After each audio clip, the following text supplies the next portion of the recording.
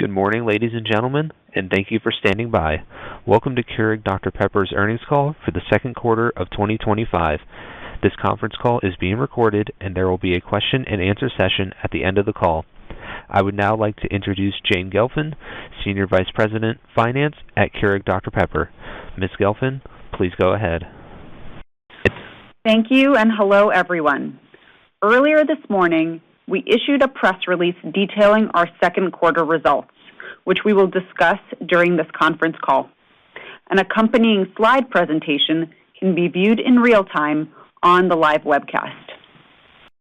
Before we get started, I'd like to remind you that our remarks will include forward-looking statements which reflect KDP's judgment, assumptions, and analysis only as of today.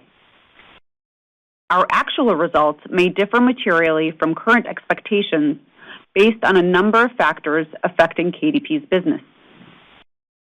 Except as required by law, we do not undertake any obligation to update any forward-looking statements discussed today. For more information, please refer to our earnings release and the risk factors discussed in our most recent Form 10-K and the latest 10-Q, which will be filed with the SEC later today. Consistent with previous quarters, we will be discussing our Q2 performance on a non-GAAP adjusted basis, which reflects constant currency growth rates and excludes items affecting comparability. Definitions and reconciliations to the most directly comparable GAAP metrics are included in our earnings materials. Here with us today to discuss our results are Keurig Dr. Pepper's Chief Executive Officer, Tim Cofer, and Chief Financial Officer and President International, Sudhanshu Priyadarshi. I'll now turn it over to Tim. Thanks, Jane, and good morning, everyone. We delivered strong second quarter results, closing out a very good first half of the year. Our resilient performance is testament to our advantaged business model, execution, and agility while operating in a dynamic environment. Looking ahead, the balance of 2025 will present challenges in the form of rising cost pressures, including from tariffs that remain highly fluid, as well as continued consumer caution. Despite this, we remain on track to achieve our full-year outlook thanks to strong first-half delivery and well-calibrated back-half plans. While driving hard to deliver on our 2025 commitments, we continue to advance KDP's long-term value creation strategy. As a reminder, our strategic roadmap is focused in 5 areas. Our entire organization is galvanized around these goals, with forward progress being made each quarter. Let me share some examples from Q2. Starting with consumer-obsessed brand building. In June, we published KDP's inaugural State of Beverages Trend Report, reinforcing our thought leadership in the beverage industry. Drawn from national surveys and our own proprietary data, this insight-rich report underscores the important role beverages play in consumers' lives and how evolving preferences are shaping demand. With consumers' ever-changing needs at the heart of everything we do, it's no surprise that this report captures many of the trends we have been actioning against. For instance, we know that nearly half of all Americans and almost 3/4 of Gen Z consumers try a new beverage every month.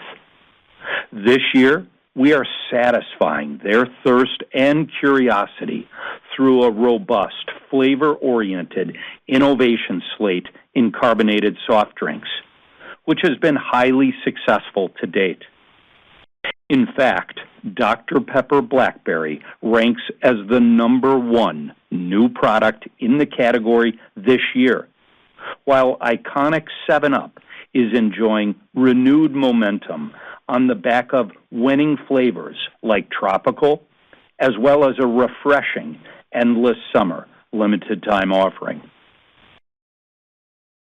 Our second pillar is reshaping our now and next portfolio, and we continue to increase our exposure to attractive white spaces. Energy is a major focus for us, and I'll speak more about our early success in that category in a moment. But we have also made exciting progress in other adjacencies. In sports hydration, Electrolit is the fastest growing scaled brand in the category, benefiting from strong velocities, DSD-enabled distribution expansion, and product and packaging innovation. The brand registered over 30% retail sales growth and gained more than 1.5 points of share in Q2, yet has still only scratched the surface of its potential. We're also beginning to build a presence in new categories and segments. During the second quarter, we took 100% ownership of Dyla Brands, a key player in powdered drink mixes and liquid water enhancers. This small tuck-in builds on our productive multi-year partnership as a minority investor. Now, with full ownership, we will leverage Dyla's know-how and capabilities to expand our presence in an attractive and growing category, including by extending more KDP brands into the space. Prebiotic CSDs are another fast-growing area of interest, having quickly captured nearly 3% market share of the $46 billion carbonated soft drink category. In Q3, we're entering this subsegment with the launch of Bloom Pop, a great-tasting soda combining bold, bubbly flavor with gut health benefits. This launch builds on our successful energy partnership with Bloom, which has rapidly scaled to nearly a share point in energy drinks and has strong crossover potential into prebiotic CSDs. Consistent with our third strategic pillar, we are amplifying our route-to-market advantage, particularly in DSD. This starts with investing in our existing system, including through enhanced digital tools, and continues with selected network expansion opportunities. Last year, we acquired bottling and distribution operations in Arizona, and I'm pleased with the high standard of execution that our teams have brought to this important geography. And later this year, we are capitalizing on a unique opportunity to add Dr. Pepper to our DSD portfolio in critical parts of California and Nevada, as well as certain areas in the Midwest. Our teams are actively preparing for this transition, which will enable us to directly influence point-of-sale trends, drive greater efficiencies across our DSD network, and generate halo effects that benefit our other DSD brands. Our focus on generating fuel for growth is ongoing and has taken on even more importance in the current inflationary environment. We have a robust productivity program that delivered strong efficiencies in Q2, and we remain on track to achieve the high end of our 3 to 4% savings target this year. We also continue to manage overhead costs with discipline, as was evident in our quarterly results. And finally, our capital allocation approach remains balanced and dynamic. During the second quarter, we generated strong free cash flow and fortified our balance sheet by refinancing a portion of our debt. Moving to Q2 results, we delivered strong enterprise growth with net sales increasing 7%. Growth included contributions from both price and volume mix, reflected continued momentum in our U.S. refreshment beverages and international segments, and illustrated encouraging sequential progress in coffee. We managed operating expenses with discipline, protecting our margins and helping to translate our top-line gains into double-digit EPS growth. Let's dive deeper into the segments and begin with U.S. refreshment beverages. Net sales grew almost 11% in the quarter, driven by a combination of core strength and rapid expansion in recently entered white spaces. Starting with the core, our CSD performance was strong, and we again gained market share in a growing category, led by Dr. Pepper, as well as 7-Up and Canada Dry. When it comes to Dr. Pepper, our multi-year momentum is underpinned by many sustainable growth drivers, some of which were apparent in Q2. These include innovation and renovation, with Dr. Pepper Blackberry proving highly incremental to the franchise, and our recent graphics refresh for Dr. Pepper Cherry, driving a meaningful acceleration in sales growth, velocity, and buyers. Distribution and merchandising, particularly in Dr. Pepper Zero, where we drove a double-digit increase in total distribution points and enhanced display activity, contributing to 35% retail sales growth in the quarter.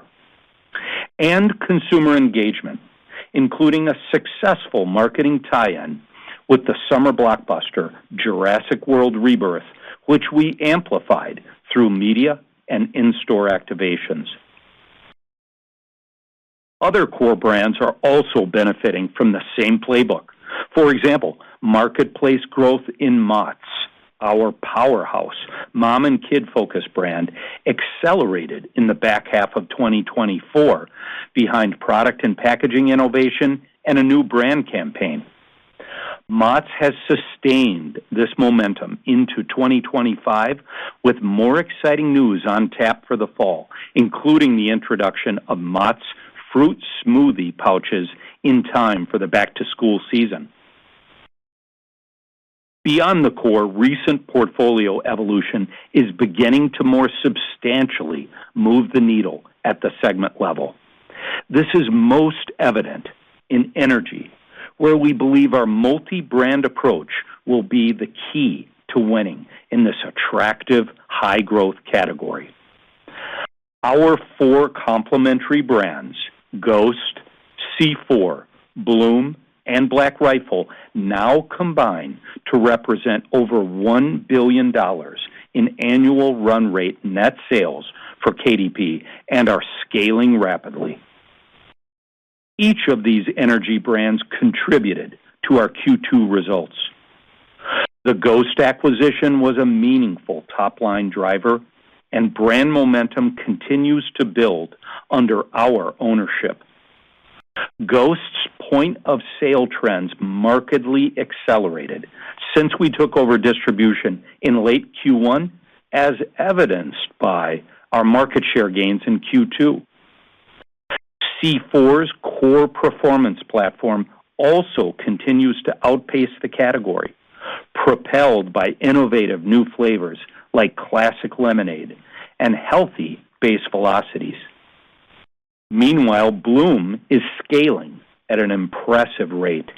It has garnered nearly a full point of market share just a year after introduction and has quickly established its credentials in the female-forward energy space. Together, our brands are well-positioned to achieve our goal of a double-digit share position within the fast-growing $26 billion energy category. With 7% market share already, KDP's energy portfolio is making quick progress against this target. And for comparison, just a few years ago, our share was below 1%. A combination of strategic portfolio construction and excellent KDP execution has powered these gains, including nearly 1 point of market share growth in 2025 year-to-date and 30% plus retail sales growth in Q2.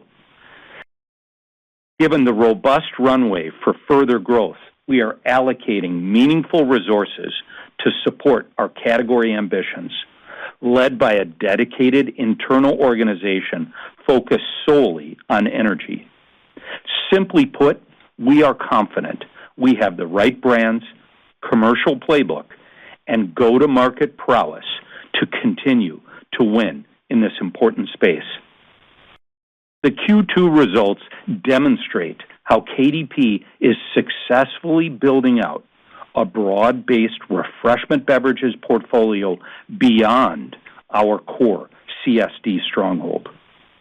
As we capitalize on the expansion opportunity for our emerging brands in categories like energy and sports hydration, we expect these areas to become increasingly important growth drivers for our U.S. refreshment beverage business and for KDP as a whole. Moving to U.S. coffee, the second quarter demonstrated sequential progress for the category and KDP. Starting with the category, both at-home and single-serve sales growth accelerated from the first quarter as incremental pricing to offset inflation flowed through and volume remained resilient. The manageable category elasticity to date is encouraging, particularly as additional industry pricing actions have been announced, including our increase that will take effect during Q3. KDP's U.S. coffee business also exhibited sequentially improving trends in Q2. We made encouraging progress in pods with a better relationship between pricing and volume mix. In brewers, though shipments remained pressured, point of sale consumption was stable. Looking to the back half, the U.S. coffee segment will need to manage through impacts from higher commodity inflation, increased tariffs, and consumer uncertainty in the face of additional pricing. As a result, we expect segment performance to remain subdued for the balance of the year. Even as we navigate some quarter-to-quarter volatility, we continue to advance multiple initiatives designed to return our coffee business to consistent long-term growth. To provide a few examples, we continue to expand our premium and cold offerings into consumer-preferred subsegments.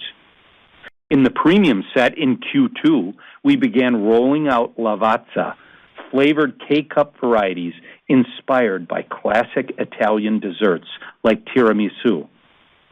Already a best-selling premium brand, Lavazza's entry into flavored coffee extends the brand into an attractive category subsegment that over-indexes to frequent consumers. We're also seeing strong results in ready-to-drink coffee, one of our key cold initiatives. The superior La Colombe brand continues to generate triple-digit retail sales growth as it attracts new and younger consumers to the category. In brewers, we are innovating at both opening and premium price points.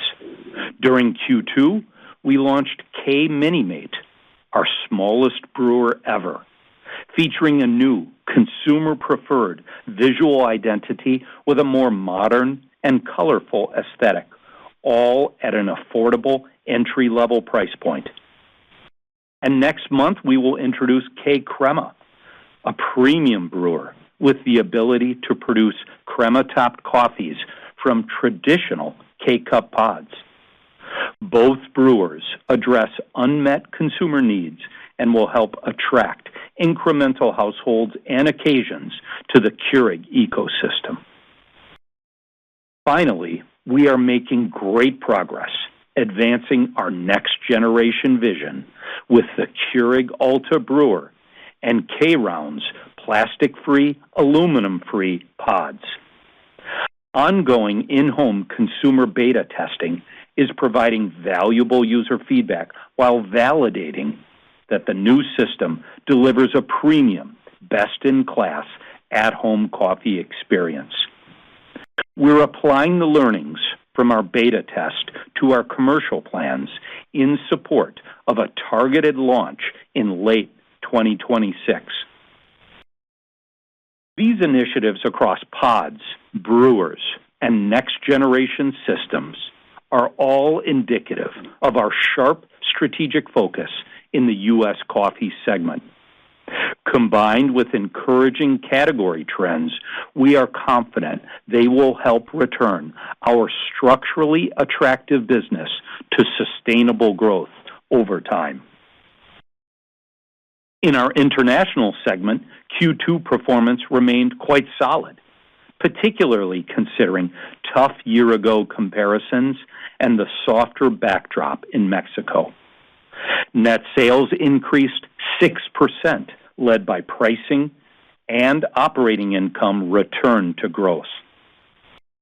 We continued to drive strong relative performance across our business, with market share gains in key categories such as mineral water in Mexico and K-Cup pods in Canada.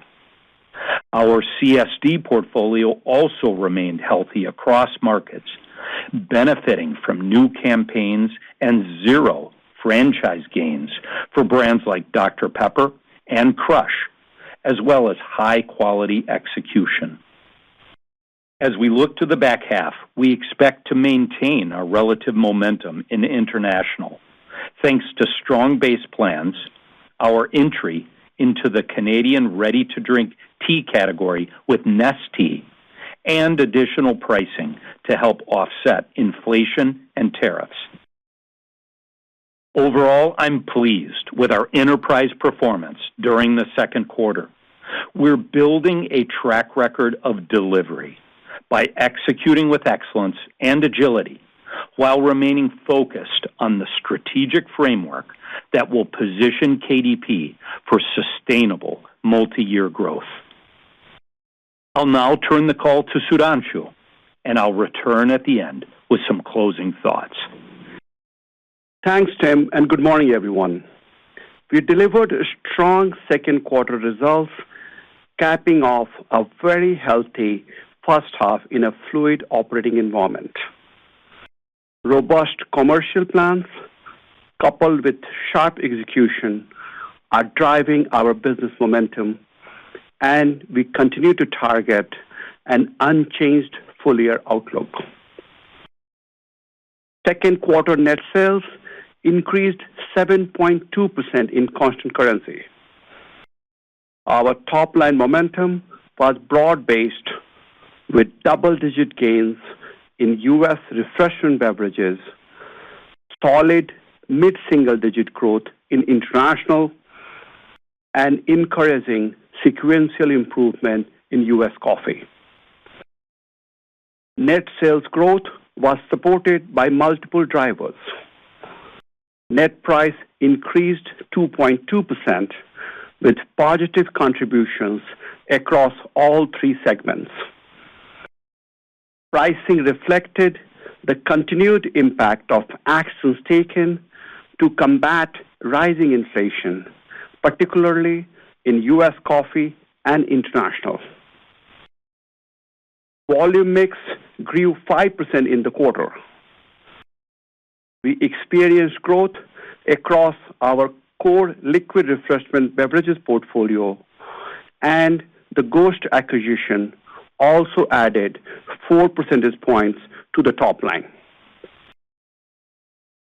Gross margin contracted 110 basis points versus the prior year due to inflationary pressures that more than offset pricing and productivity savings.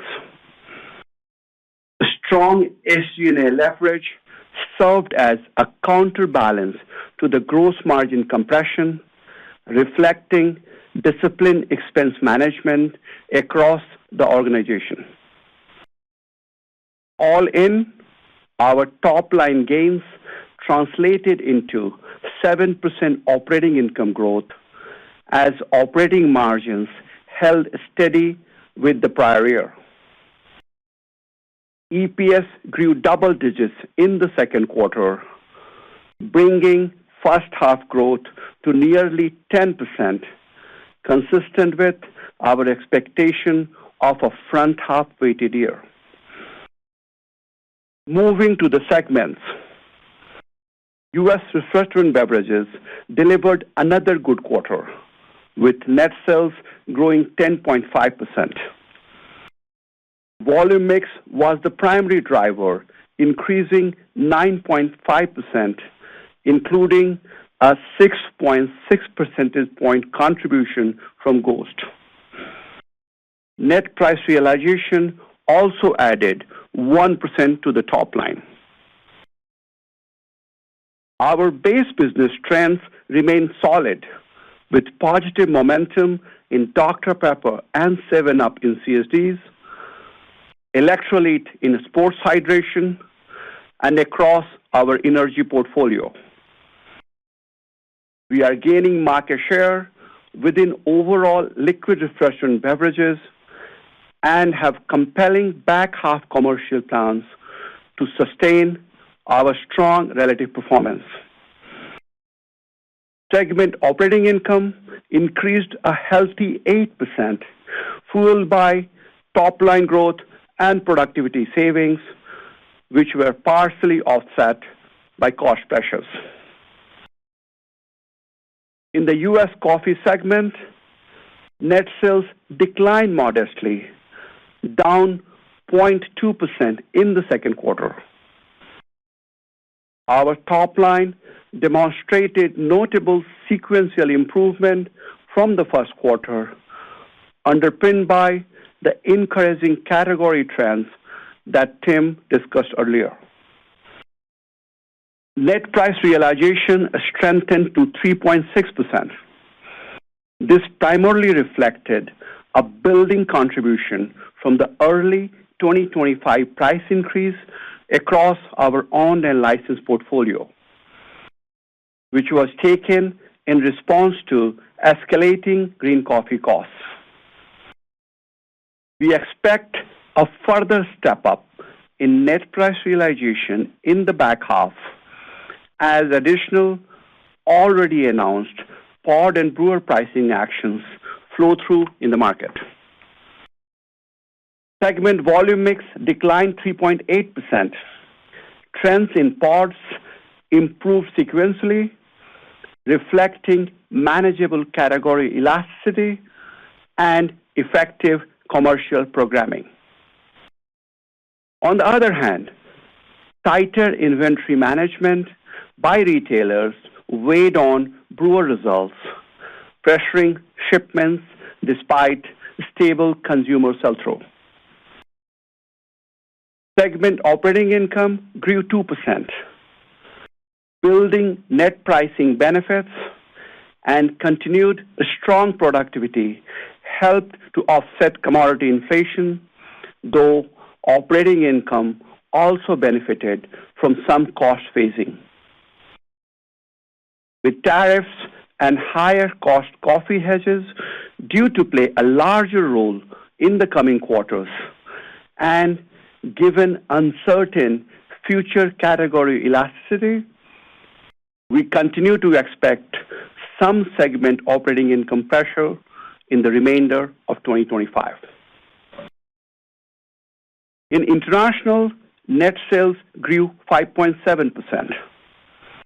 This was driven by net price realization of 5.3% and a volume mix increase of 0.4%, with the latter against a very difficult year-ago comparison. The macro backdrop was challenging in the quarter, particularly in Mexico, where unfavorable weather was also a factor. Despite this, our international portfolio as a whole maintained good relative market momentum, supported by innovation and activation, strong in-market execution, and ongoing investments in route to market.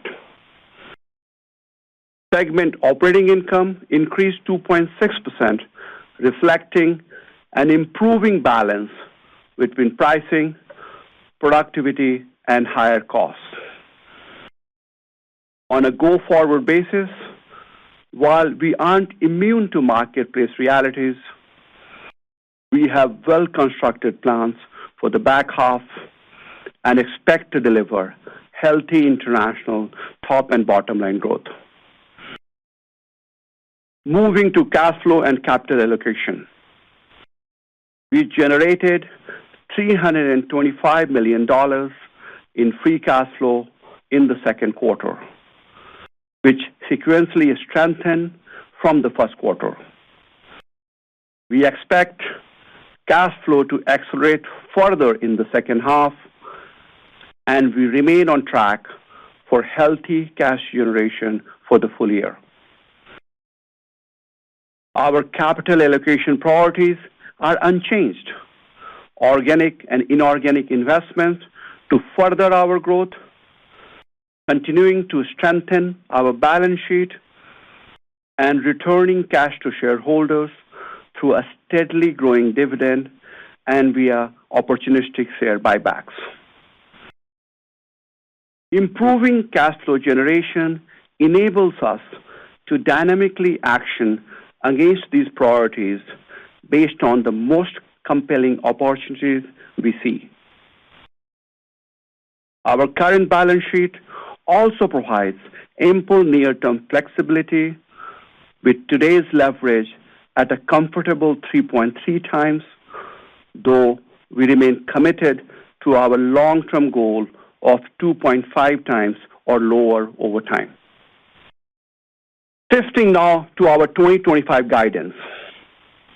Our constant currency outlook is unchanged. We continue to expect mid-single-digit net sales growth with a bias towards the high end of the range and high single-digit earnings per share growth. Based on current rates, we now anticipate that FX will represent approximately 0.5 percentage point headwind to the top and bottom line for the full year, which equates to about a penny impact to EPS. Below the line, our guidance now reflects the following assumptions. Interest expense of approximately $700 million, an effective tax rate of approximately 23%, and approximately 1.36 billion diluted weighted average shares outstanding. Taking a step back, the operating backdrop continues to actively evolve, and certain external factors, most notably trade policy, remain uncertain and outside of our control. We are actively evaluating proposed future tariffs, potential mitigation steps, and implementation timelines for those strategies, all oriented around delivering solid full-year performance. Specific to the balance of year, our guidance assumes our top-line momentum sustains, but cost pressures mount.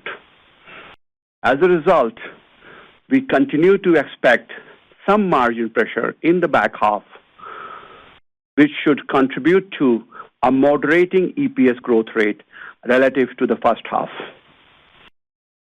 In closing, we are pleased with how our teams translated robust plans into strong execution and results in the first half of the year. Our focus remains on delivering the full year while building a foundation for attractive long-term performance. With that, I will turn the call back to Tim for closing remarks. Thank you, Sudhanshu. With our strong first half results in the books, we remain on track to deliver our 2025 outlook, even in a highly dynamic operating landscape. At the same time, we continue to advance our long-term value creation strategy with steady progress year to date across each of our strategic pillars. In an environment that places a premium on operational excellence, we're proud of our team's ability to balance near-term executional rigor with long-term oriented thinking. We strongly believe that operating with this sort of discipline should support consistent and compelling results for KDP over time. With that, we're now happy to take your questions. We will now begin the question and answer session. To ask a question, you may press star, then 1 on your telephone keypad. If you are using a speakerphone, please pick up your handset before pressing the keys. If at any time your question has been addressed and you would like to withdraw your question, please press star, then 2. We ask that you limit yourselves to one question and one follow-up. At this time, we will pause momentarily to assemble our roster. And the first question comes from Chris Carey with Wells Fargo Securities. Please go ahead. Hi, good morning, everyone. Hey, good morning, Chris. I wanted to ask about the U.S. refreshment portfolio with the split between kind of partner assets and core. Regarding the partner side, which I would actually include Ghost in this bucket, can you just talk about how you see the evolution or the relative contribution of these businesses, a bit more medium term, say over the next 12 to 18 months, and where you're most excited about, incremental contribution? You're talking about Electrolit doing over 30% growth. You've got Bloom Pop coming. Bloom is still scaling. Ghost POS is accelerating. So can you just give us a sense of where we are in the journey of these, parts of the portfolio and where they could go? And just connect it on the base business with Dr. Pepper. You've been so successful with share gains on the base and also innovation. Do you think that the brand is starting to see any ceiling, or do you still see some runway for, incremental LTO or permanent innovations? You got to move on DSD. So just where you see kind of the runway on the base Dr. Pepper business. So thanks for the split of the U.S. refreshment, portfolio along those lines. Thanks. Thanks, Chris. Yeah, look, overall, you see our Q2 results in U.S. refreshment beverage, and I think performance was strong. And you break it apart, and you see really solid contributions from both the base business and the new partner additions. And as you said, certainly the Ghost acquisition. It's pretty broad-based momentum. We'll start with CSDs, carbonated soft drinks. Robust growth continued in Q2, underpinned by market share gains led by flagship Dr. Pepper. By the way, this year we are on track for our 9th consecutive year of market share growth with brand Dr. Pepper. We also saw share growth with 7-Up behind some of the new innovation I spoke to in the prepared remarks, and market share gains in Canada Dry. So it starts with a really healthy base, and quite honestly, we expect that to continue. Then next, I would speak to energy. We're seeing rapid expansion in energy. I spoke to it in our prepared remarks that this has been probably the best example of portfolio transformation in the last few years. Just a few years ago, we had less than 1 share. Now, as of Q2, we have a 7 share, and that full portfolio of brands, Ghost, C4, Bloom, and Black Rifle, I think are a winning combination in energy, and we expect that to be an even more meaningful contributor to the overall USRB growth profile going forward.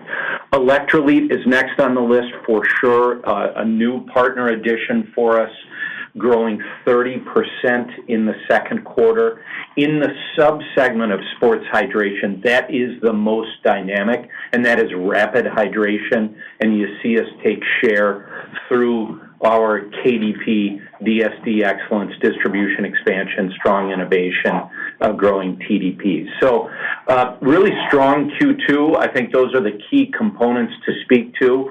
As you look at the back half, kind of going forward, as you said, look, the operating environment's going to stay dynamic. but we expect USRB segment growth will remain robust, and we expect, as you saw in the first half, it will be a balance of both solid base business growth as well as new partner growth, and importantly, contribution from Ghost and the energy portfolio. And all of this will support that MSD contribution from USRB to our long-term algorithm. And your next question comes from Peter Grom with UBS. Please go ahead. Thanks, operator. Good morning, everyone. So I was hoping to get some perspective just on coffee. Some solid sequential progress, the best organic performance in a couple of years. So maybe just to start, when you look at the second quarter, how did it compare to your expectations? And then just as we think about the balance of the year, Tim, you mentioned subdued performance. Can you maybe put some guardrails around what that means from a top-line perspective? I think the prior thought was for sequential improvement in the segment as we move through the year. So just curious if that's still the case from a sales growth standpoint. Thanks. Yeah, thanks, Peter. Look, I am pleased with the sequential improvement you see in U.S. coffee in the second quarter, and that performance was really underpinned by a strengthening pod category that translated to improving pod revenue and pod shipment trends, as well as healthy cost efficiencies. While I'm encouraged by the progress in U.S. coffee in the second quarter, there's no doubt as we roll into the back half, the segment will face some challenges, and some of it's ongoing, some of it's incremental. Commodity inflation will build as we roll into the back half and we roll into our higher cost hedges on green coffee. The tariff impacts will become prominent, and we all know that tariff situation is a bit fluid. We have included all tariffs, as implemented as of today, and we know that those tariff impacts will be more prominent and put some additional pressure. I also think our retail partners will likely continue to manage their inventory levels tightly, in particular on brewers. And then finally, we did a round of pricing at the beginning of the year. We've announced another round of pricing that will take effect next month, and we'll need to closely monitor how that elasticity evolves. We feel good about the elasticity response we've seen so far, but rolling into the back half, we'll keep a close eye on that. So I think we have good plans in place to manage through these dynamics, but we still expect some impact, and that's why we are planning for some segment OI pressure in the second half. And at the same time, of course, that is captured as part of our enterprise guidance. I think overall, the business is on the right track. The path may not be completely linear, but we feel good and confident that over a long time horizon, we'll get U.S. coffee back to its rightful role of LSD contributor. Great, thanks so much. I'll pass it on. And your next question comes from Bonnie Herzog with Goldman Sachs. Please go ahead. All right, thank you. Good morning. I had a question on your outlook for top-line growth. Once you lap the Ghost acquisition, which was, another nice boost to your net sales in the quarter, I guess, how should we think about the levers and, maybe confidence you have to continue to hit your mid-single-digit long-term growth algo without another acquisition? And then despite the strong top-line growth in the quarter, you're still seeing a fair amount of operating, deleverage or just not much leverage. So how should we think about that in the back half of the year? And then, maybe what initiatives or cost savings do you have or could realize to mitigate some of these pressures? Thank you. Bonnie, this is Hanshu. So our long-term algorithm is MSD sales and HSD EPS, and we delivered that last year, and we just guided that we will deliver, reaffirmed our guidance, we will deliver in 2025 too. And basically, it's made up of, we have talked publicly, U.S. refreshment beverages will grow MSD. That's the expectation, and that's the role they play. U.S. coffee, LSD sales growth. I know we are behind slightly, but that's our long-term growth algorithm for U.S. coffee, and international is HSD sales growth. And if you look at last 4 or 5 years, this is consistent with what these businesses have proven they can deliver over time. Obviously, operating income that drives the EPS is to outpace our top-line growth. And we have opportunity to expand margin across all of these segments, and the typical levels are price, productivity, mix, and overhead. We're doing higher end of our productivity target. We are also focused on SG&A and overhead. And all of those things will help us continue to deliver MSD sales and HSD EPS. Your question about the second half margin, yes, in Q2, gross margin contracted, but we were expecting it as, price realization and healthy productivity did not offset inflation on a margin basis, but the relationship was more favorable on a dollar basis, and we grew gross profit dollar. I talked about, we managing costs with discipline, and that's supporting our healthy operating income growth and a stable OI margin.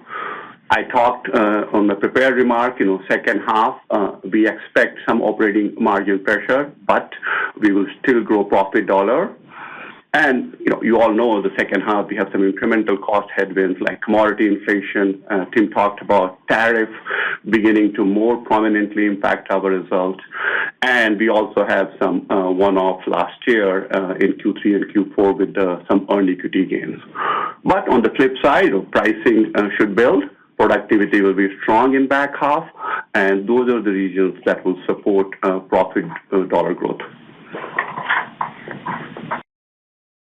And your next question comes from Kaumil Gajrawala with Jefferies. Please go ahead. Hey, everyone. Good morning. Congratulations on the picking up of the Dr. Pepper brand in California and some other places. Can you maybe just talk about the infrastructure within your existing DSD network? Do you have as much infrastructure as is necessary to be able to take on a brand of that size? And is it the beginning of perhaps the turning over of the Dr. Pepper brand to more and more regions over time? Thanks. Hey, good morning, Donald. Thanks for the question.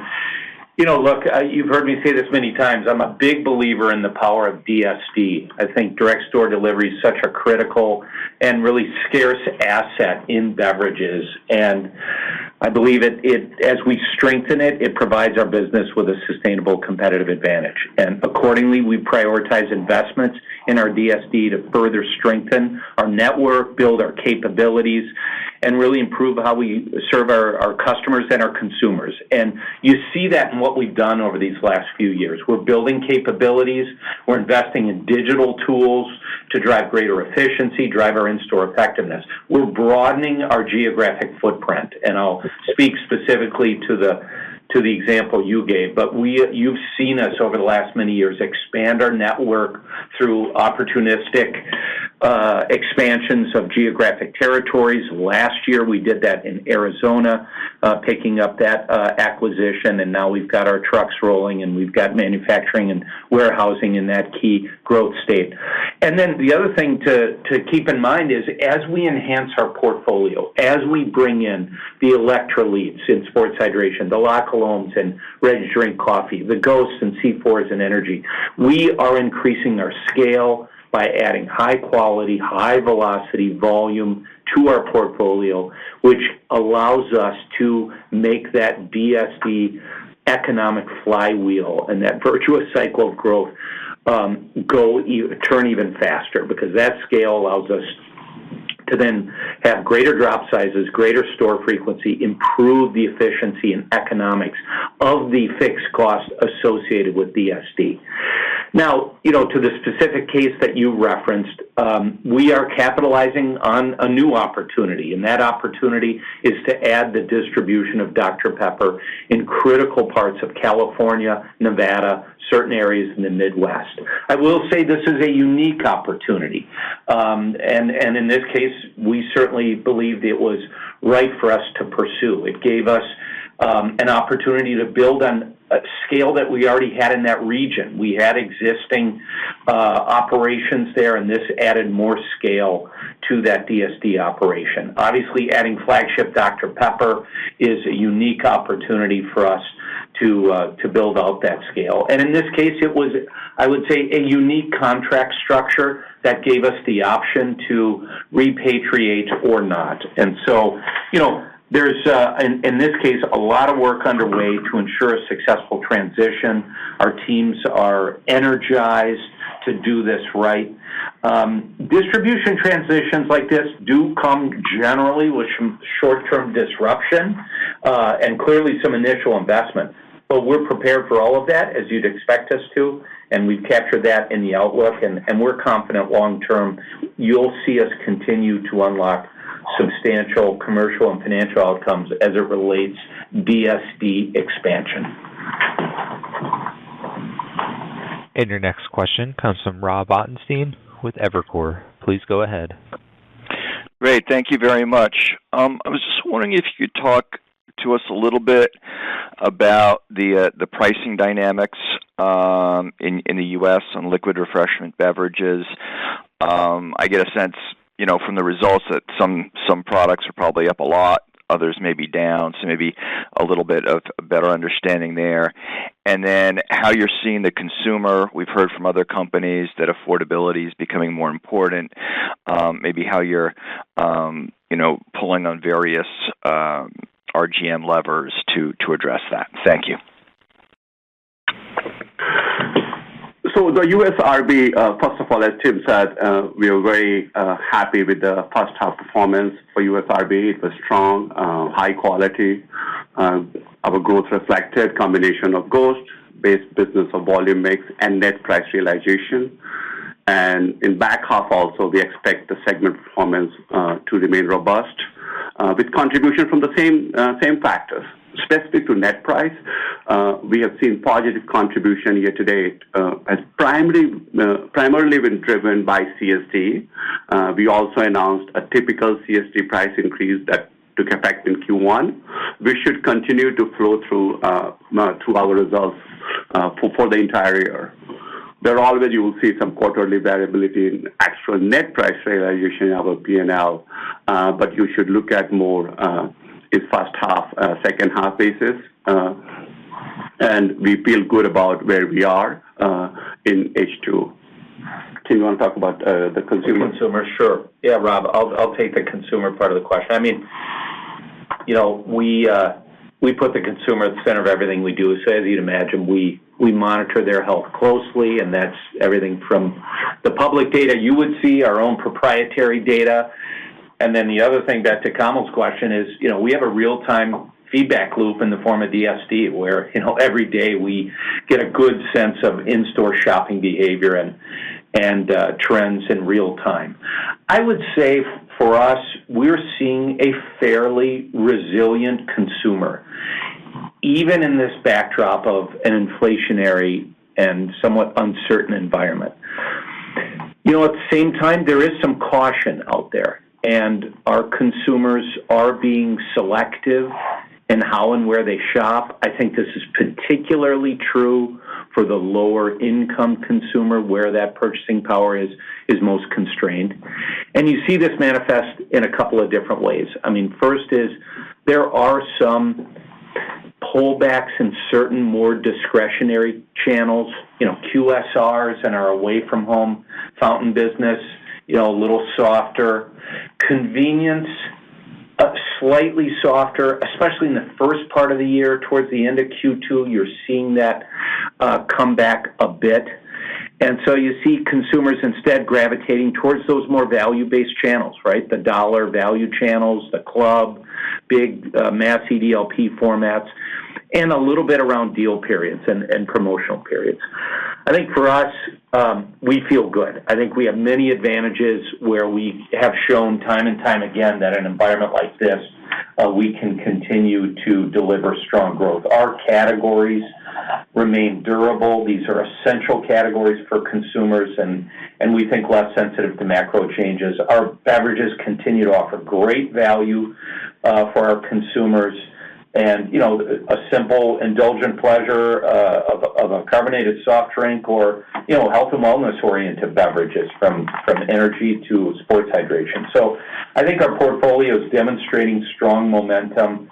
Innovation's a big part of it. And despite some areas of concern on the macro environment, we feel good overall about our portfolio and our ability to continue to deliver on that MSD sales growth. And your next question comes from Dara Mohsenian with Morgan Stanley. Please go ahead. Hey, good morning. Daryl. So, Tim, you made some changes recently on the marketing side with a new CMO appointed last year, including a heightened digital focus. I just was hoping you could give us a review of the biggest changes you've put in place, how you think that might drive demand and impact ROI going forward, and if you're seeing any fruits from those efforts so far, or that's more going forward from here. Thanks. Yeah, thanks, Dara. You guys know our first strategy here at KDP is consumer-obsessed brand builders, and marketing excellence will be foundational to the growth model and remains a top priority. And Dara, we talked a few weeks ago when we were together. We did make a change on Chief Marketing Officer and feel very good early days about what we're seeing in terms of a bit of a marketing transformation here at KDP. It is one where we are putting data, technology, and digital at the center of the marketing flywheel. And that's really to enable more powerful real-time insights, create more precise consumer segmentation, consumer targeting, generate more effective, sometimes AI-enabled marketing content. And I think you'll begin to see this show up as early as Q3 and Q4. A place to start seeing some of this show up will be brand Dr. Pepper. We're about to embark on our 8th season of Fansville. And this year, not only is the work great, I saw the work just a couple of weeks ago, really excited about the new season of Fansville, but you're going to also see it materialize in a more personalized, digitally enabled consumer engagement. You'll also see it on the coffee side. You'll see us the way we're leveraging the new digital approaches in marketing to identify and to target higher value households, both existing Keurig users and new high-value households, to really drive that lifetime value and get the most out of new Keurig household placement. So I'm optimistic overall, Dara, on what we're going to see from marketing as we take this next step. And I think, what you should expect is, higher ROIs and more impactful spend.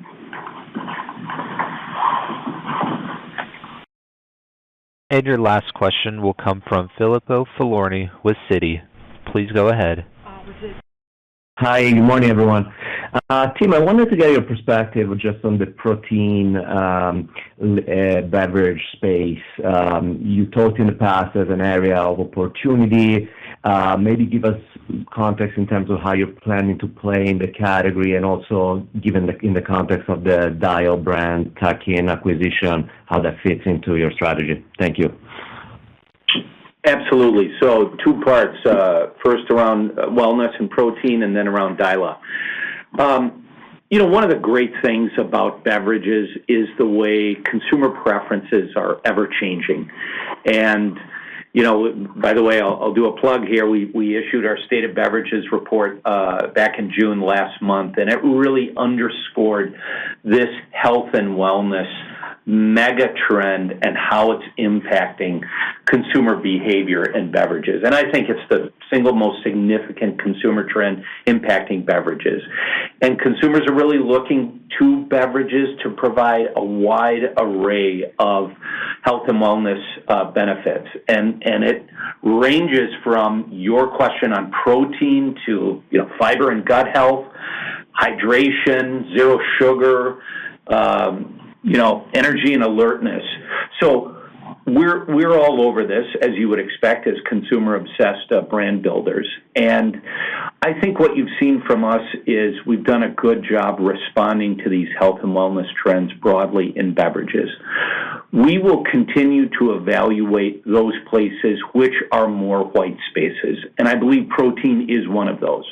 No doubt consumers are looking for more functional attributes in the beverages, and protein is part of that trend. And we think that KDP can and will participate in that over time.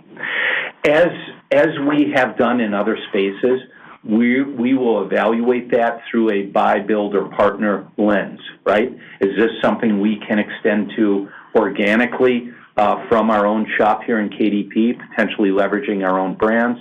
Is this something we want to partner with someone else? Is this something we want to do an acquisition, full ownership, or minority?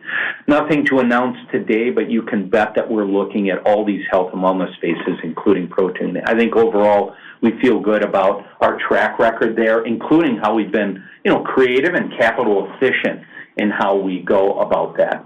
On your second question on Dyla, Dyla acquisition really was an opportunistic tuck-in. And it allowed us to penetrate an attractive category, a $4 billion drink mix and liquid water enhancer category, and do it with a relatively modest financial outlay. This is a business that's had a double-digit growth CAGR for the last many years.